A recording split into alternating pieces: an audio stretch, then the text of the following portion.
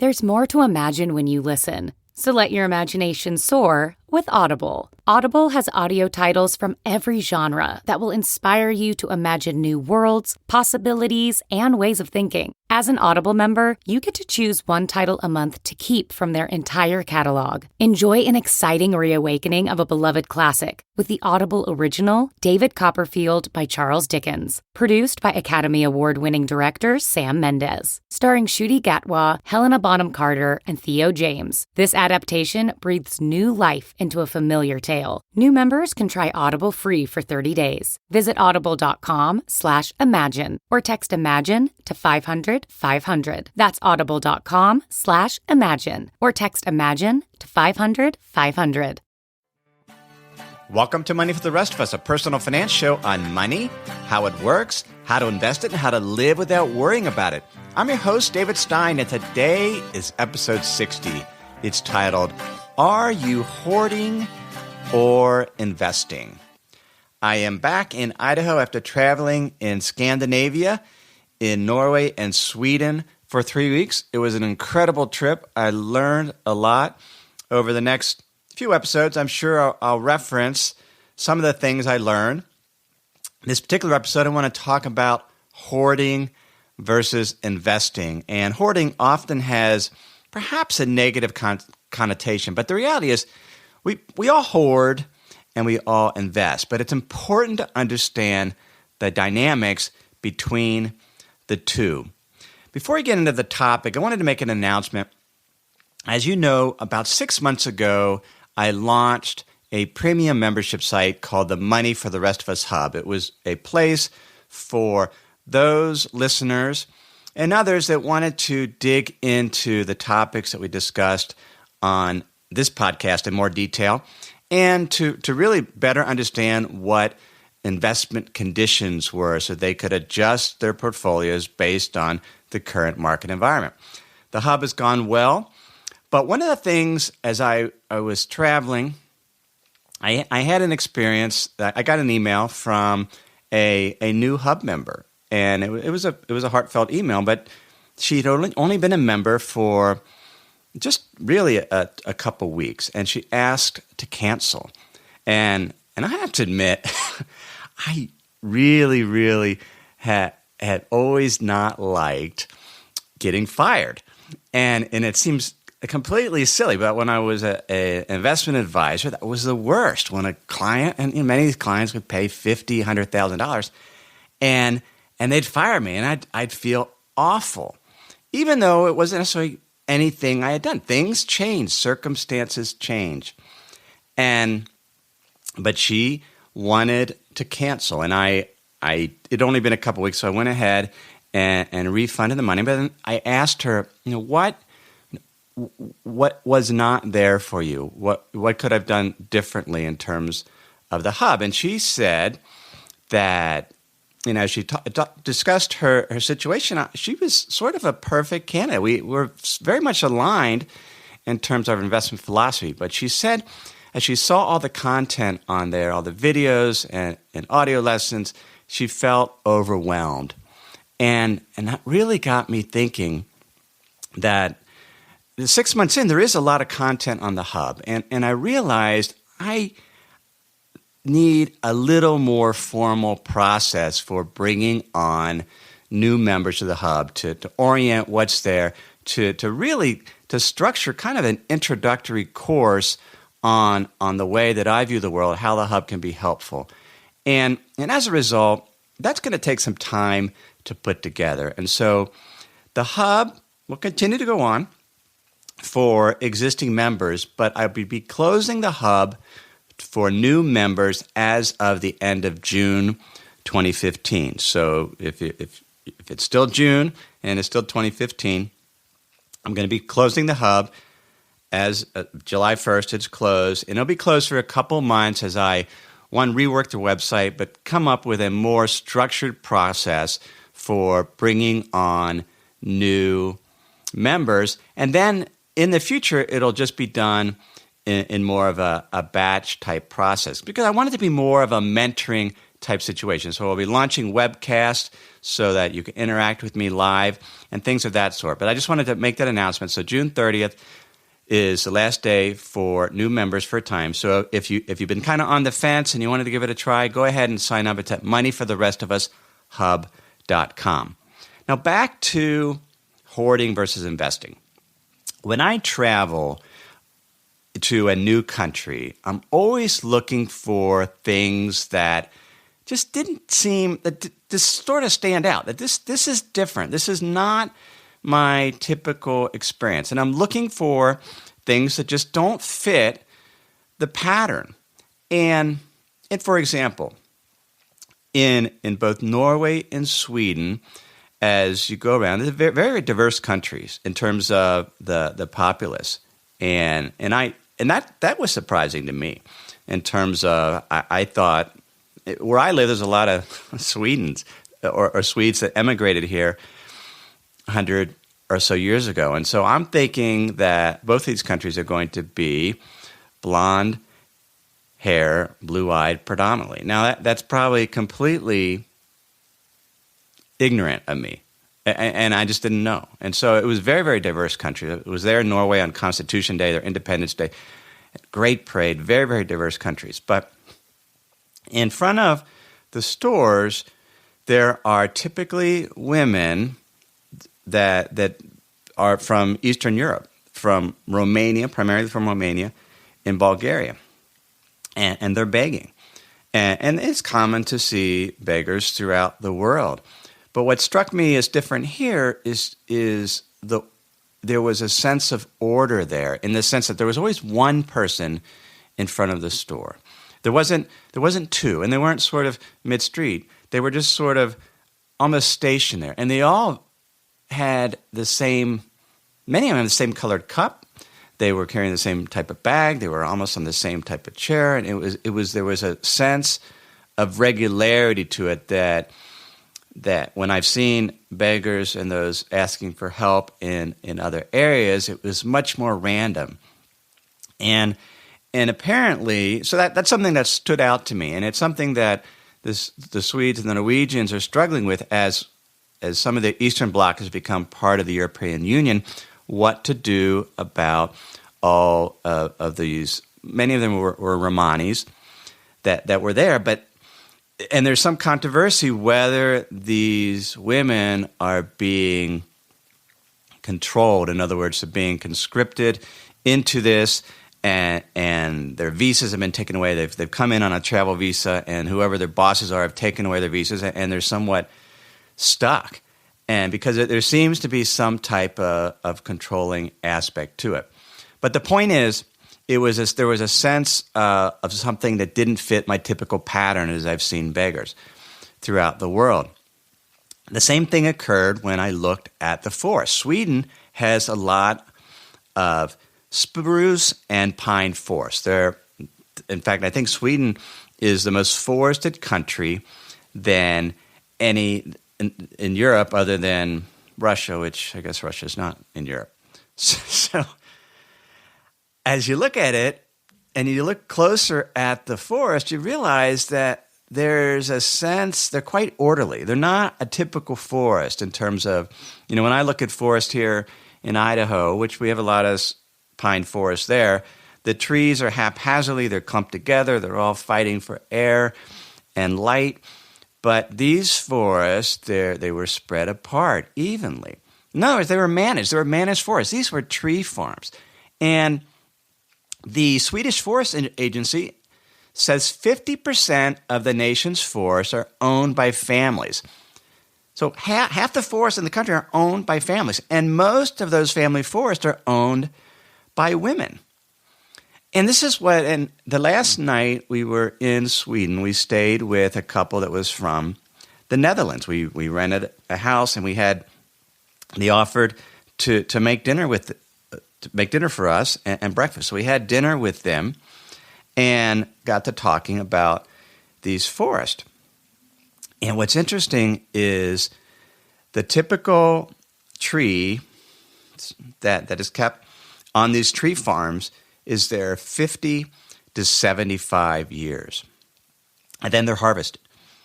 And then, because it serves as really the retirement, a portion of the retirement savings for these retirees and near retirees. So at the end of 75 years, they get to harvest the trees, and that serves as part of their pension. Now, after they harvest the trees, then they go ahead and they plant new young saplings, young trees for the next generation. And so the current generation harvested trees for the retirement from that the previous generation planted. And it was an incredible idea. When I was investment manager, I used to research timber managers. And I remember them saying, ideally, we would keep these trees for 25 to 50 years, but most institutions only wanted to invest for 13 years. Your financial return, if you keep trees in the ground, plant them young, and keep them for 50 to 75 years, is incredibly high. Very good financial return. That is investing. Let me give you a definition. Investing is deploying capital in projects that enhance a nation's capacity to produce and deliver goods and services to meet the needs of current and the future populace. Let me focus on that a minute. So you deploy capital. So when you invest, you have capital and you deploy it, and it's in projects that generate some type of return, but generally projects that contribute to either the infrastructure or the capacity to produce goods and services. So a timber farm, capital is deployed, the trees grow, and then the timber is harvested and can be used for shelter, can be used for furniture. And so investing would include investments in roads, bridges, factories, stores, basic research, education, power plants, renewable resources such as timber. So that's what investing is. Now, when we think of investing, we're thinking, well, I'm going to buy a bond or I'm going to buy a stock. And those are securities. But then there is a social aspect to investing, because when I buy a bond, I'm really deploying capital that a borrower, a corporation, wants to use. And so we're connected. There's a social connection. I buy the bond. I now have an asset, but the company has a liability. They have a responsibility to pay me interest and to return my principal. So they're going to take those bond proceeds and invest in a project that will hopefully generate a return that is higher than the rate of interest on the debt. So we're connected. There's a social connection when it comes to investing, oftentimes. So the same principle applies to stocks. A company issues stock. When they do so, they sell a portion of the enterprise, and then the company takes those proceeds and invest it in a capital project that will hopefully generate sufficient profits to pay dividends. The stock is my asset, and while for the company's directors and officers, they don't have a contractual obligation. In other words, they don't have a liability to pay me my principal back as they would with a bond, but they do have a fiduciary duty, a fiduciary responsibility to act in good faith and apply their best business judgment in deploying the capital of their shareholders. We're connected.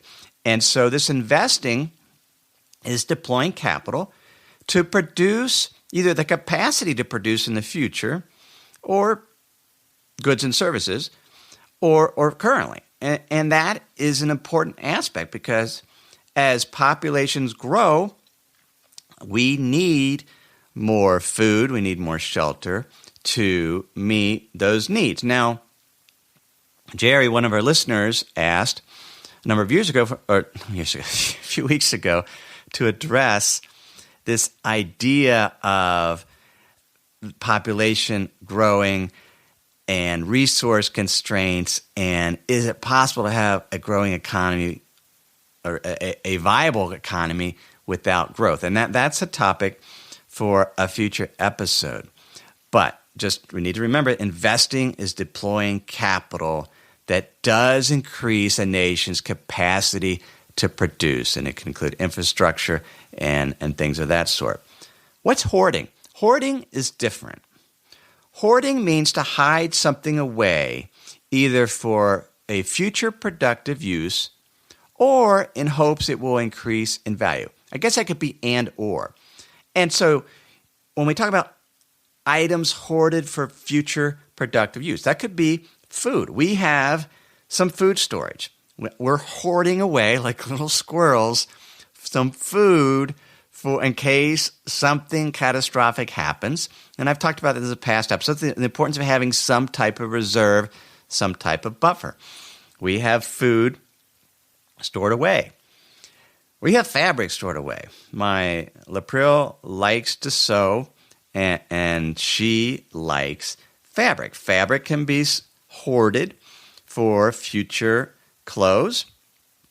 I know people that hoard ammunition, and you could say they're hoarding it for perhaps future hunting opportunities. So these are things that there is a future productive use. They're basic things that we can use to sustain life. Now, there are some items that can be hoarded that have little or no productive use and that they're not employed as inputs to create goods and services that sustain life.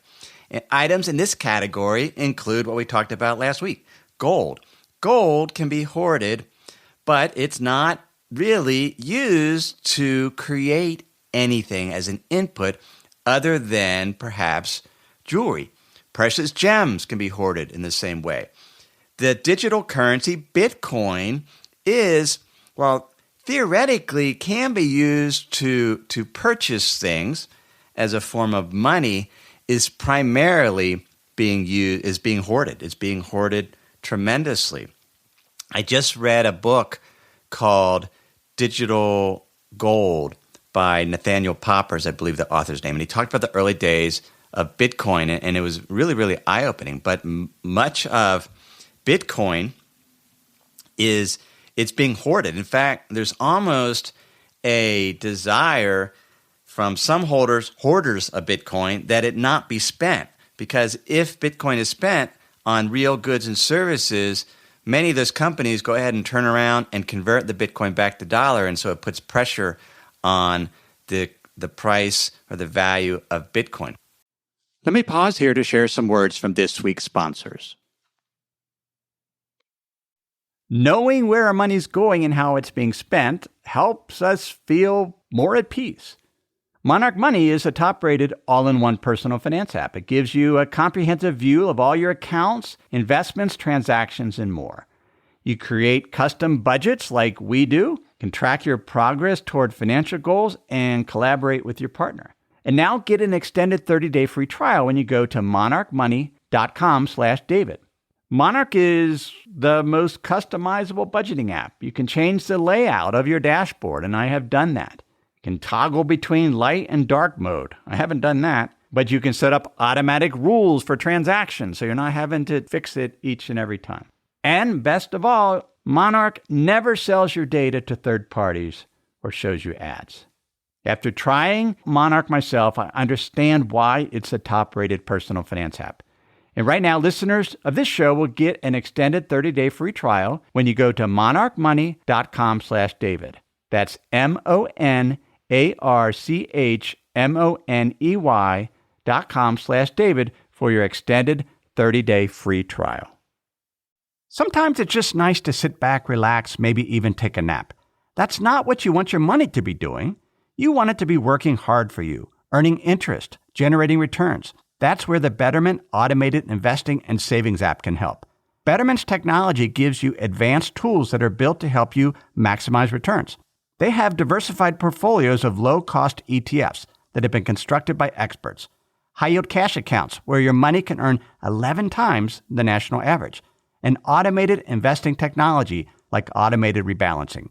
These tools can help you reach your savings and investing goals. Betterment is a fiduciary. That means it's their job to act in your best interest. They will never recommend an investment or give you guidance unless they believe it will help you reach your financial goals. So visit Betterment.com to get started. Learn more about the high-yield cash accounts at Betterment.com. Investing involves risk, performance not guaranteed. Cash reserves offered through Betterment LLC and Betterment Securities. Betterment is not a bank. So why would we hoard something that has no productive use, no future need, no inherent demand that at some point it can be used to build something that sustains life? The only reason to hoard something with no productive use is we believe it will go up in value over time. And the only way it can go up value in time is that future hoarders want it even more, or there's more hoarders and there's a reduced or limited supply, such as the case of Bitcoin, because there's a limit to the number of Bitcoin in circulation, 21 million, or gold is scarce, and there'll be more population and more hoarders that want it. That's the only fundamental investment case for hoarding gold, precious gems, and Bitcoin. Now, I own some of those. Most people have some of both. We have investments in productive resources, and we have hoards. Some of the hoards are for things that do have a productive use, such as food, fabric, ammunition. But some of our hoards can simply be things that we believe will go up in value because future hoarders will want them. Now, there is a cost to buying things or hoarding things that have no productive use. I've been reading a book by Peter Bernstein on gold, and I forget the name of the title. I'll put it in the show notes, or if you're a member of the Insider's Guide, you'll get that. But he just talked about the history of gold and just the cost, the sheer energy cost, the cost in human labor to get this rock, and how difficult it is. The cost of getting something that essentially has no use other than to be there. In some ways, it's ludicrous. Bitcoin, also there's a cost. In order to verify transactions, and there needs to be this mathematical algorithm that's solved, and there's huge computers networks dedicated to it. Those servers need to be powered up. There's an energy cost to that. And so whenever we hoard, we need to recognize there is a cost. And I'm not saying we shouldn't hoard, because I admit it. I have some gold. I have some Bitcoin. I don't have any precious gems. I don't very much. Because here's an important component. In order for hoarders to be successful, most people can't be hoarders. We need most of us to be investors. We need most of the world's investment capital to be invested in project that increases the world's capacity to produce and transport life-sustaining goods and services such as food, clothing, energy, and shelter. If everyone just hoarded, it would cause the price of gold, precious stones, and Bitcoin to skyrocket. But only for a time. At some point, we would start to see critical shortages of particular resources, and then we would come to realize, if we don't know already, you can't eat gold and Bitcoin. So hoarding is not bad. We just have to recognize why we're doing it. Some hoarding is just prudent management in terms of setting things aside that could be used for a rainy day. Some hoarding is simply we believe something will be scarce and it will go up in value over time, not because it has any productive use, but simply because there'll be others that want it more and are willing to pay more. Most of my investment portfolio, I suspect most of your investment portfolio, is actually invested in products. Now, again, there's this social aspect to it. You're buying securities, but there's somebody on the other side that either has a liability or some type of fiduciary relationship or duty to deploy the capital that will hopefully generate a return. Hoarding, in some regards, particularly for things that don't have any productive use, there's an element of selfishness to it. Now, not like in an evil way, but we just need to recognize when we're I think of Ron Swanson on the television show, the U.S. television show, Parks and Recreation. He has his gold sort of buried everywhere throughout the town, right? I mean, that's somewhat of a selfish attitude, but it's not necessarily bad to have some gold as a diversifier, but we just need to recognize it's a hoard. I've mentioned the private tree farms owned by families in Sweden. There were two other things I learned in Sweden that just the one just blew me away.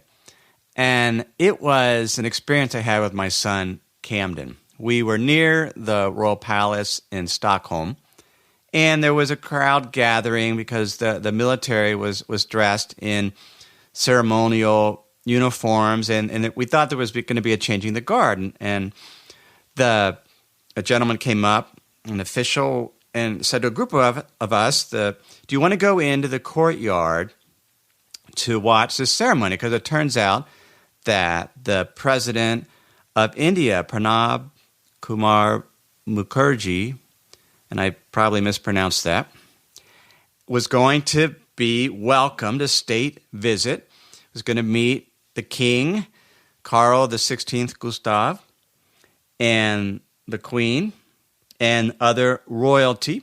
And what do we wanted to see? I said, sure, we'll go in.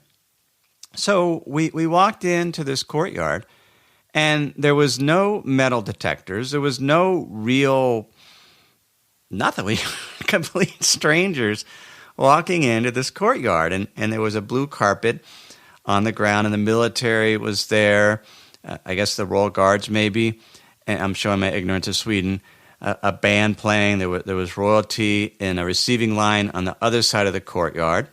And we were sort of standing behind this barrier. So the embassy representatives in India had given us Indian flags to hold, to wave.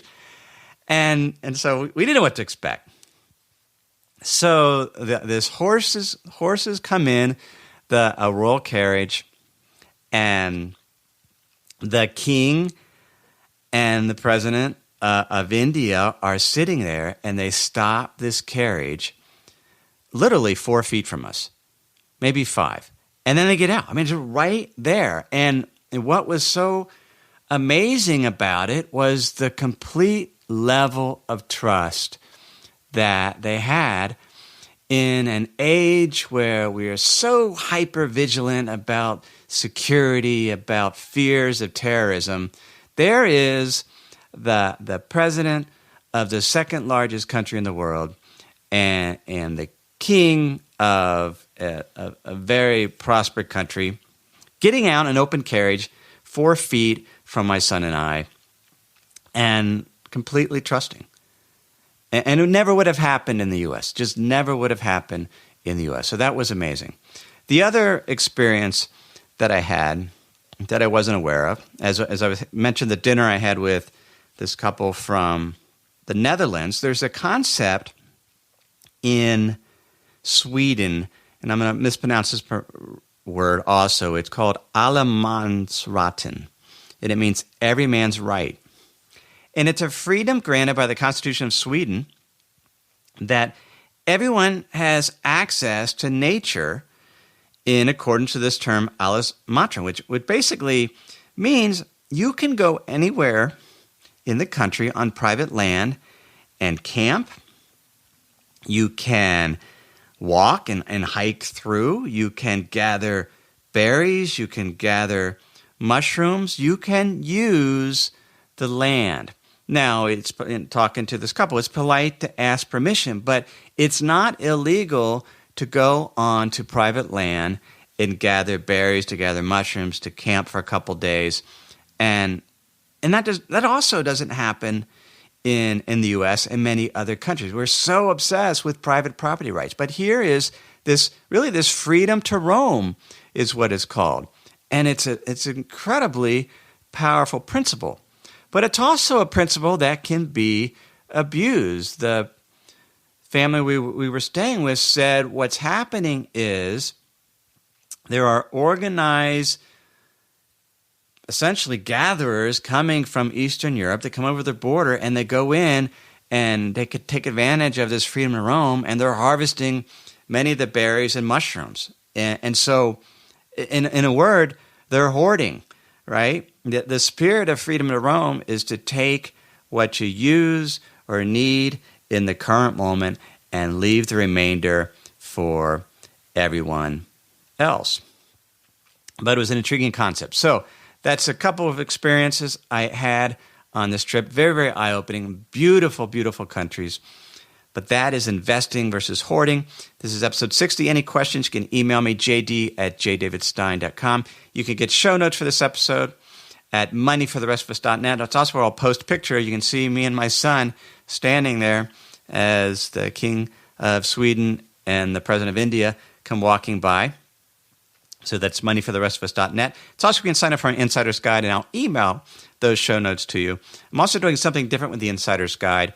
I write an article for our local paper every week that is really, and I send that out to a newsletter list, and it forms sort of a summary of the podcast because it becomes really my notes for each week's episode. I'm in the process of redoing the Money for the Rest of Us website, but I've been publishing those articles on a separate website called jdavidstein.com. I'm going to start including those articles every week in the Insider's Guide. So you'll be able to read. They're typically short, 700 to 900 words, but it provides a really nice summary of that week's episode. So you can sign up for that Insider's Guide at moneyfortherestofus.net. And if you would like to leave a review for the podcast, I'd very much appreciate that on iTunes. Again, if you're interested in the Money for the Rest of Us Hub, it will be closing to new members as of the end of June. So sign up now, and then I'll be reopening it again probably in September. Everything I've shared with you in this episode is for general education only. I've not provided any type of investment advice. I've not considered your specific risk profile. I'm simply providing general education on money, the economy, and how they work. So have a great week.